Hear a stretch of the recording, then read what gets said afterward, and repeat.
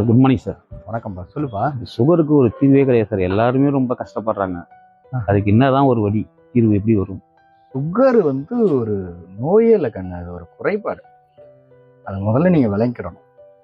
சுகருக்கு என்னிடத்துல தீர்வு இல்லை வந்த சுகருக்கு. ஆனால் ஏன் வருதுன்னு நான் ஒரு ஆராய்ச்சியில் இறங்கினேன். அது பாருங்களா, இங்கே தன்னம்பிக்கைன்ற ஒரு வார்த்தை இந்த இடத்துல தவறாக பயன்படுத்தப்படுது.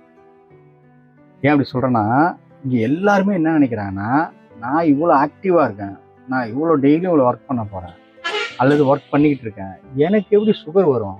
என் உடம்புல இவ்வளோ நல்ல திமிரு இருக்குது, நான் ரொம்ப வீரியமாக இருக்கேன் அப்படின்னு எல்லாரும் நினைக்கிறாங்க. அதனால் தன் உடம்பு மேலே பெருசாக அக்கறை காட்டாமல் இருக்காங்க. ஆனால் இயற்கையின் விதி என்ன சொல்லுதுன்னா, நீங்கள் உடற்பயிற்சி செய்யணும் அப்படின்னா காலையில் உங்களுக்கு அந்த நல்ல திமிரு உடம்புல இருந்தால் தான் உங்களால் உடற்பயிற்சி செய்யணும்.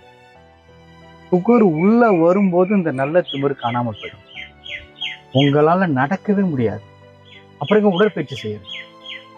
நம்மளுடைய அலட்சியமும் நம்மளுடைய அதீத தன்னம்பிக்கையும் தான் சுகர் உள்ள வரத்துக்கே காரணமாக இருக்கு. நம்ம தாத்தா பாட்டி அப்பா அம்மா யாருக்கு ஒன்றா இருக்கலாம். நம்ம கிட்ட இருக்கிற அந்த காலையில் எழுந்த ஒன்று இருக்கிற அந்த ஆற்றலை நம்ம செலவழிச்சிட்டோம் அப்படின்னா 100 வருஷம் இல்லை 200 வருஷம் நம்ம உயிரோட இருந்தாலும் சுகர் நம்ம கிட்டேவே அண்டாது. எதை வேணாலும் சாப்பிடலாம்.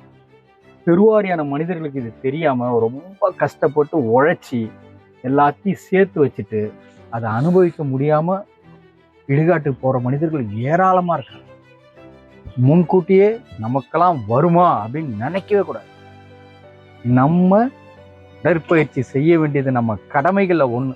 எப்படி டெய்லி குளிக்கிறது நம்ம கடமையோ அந்த மாதிரி உடற்பயிற்சி செய்யறது நம்ம கடமை. நீ நம்பினா மட்டும்தான் உனக்கு சுகர் வராது. பார்ப்போம், எதிர்காலத்தில் ஏதாவது ஒரு நல்ல உள்ளங்கள் இந்த சுகருக்கு நிலையான தீர்வு கொடுப்பாங்கன்னு நம்புவோம். வாழ்த்துக்கள் ராஜா.